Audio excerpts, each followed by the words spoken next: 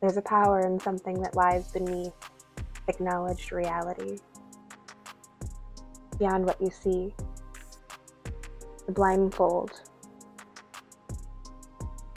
was the thing that stuck out to me the most in this death card today. The death is blind. The door that you walk through, you will be blindfolded.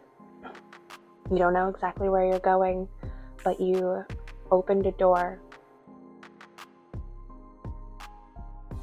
and you put all of your best laid intentions with no attachments to the outcome.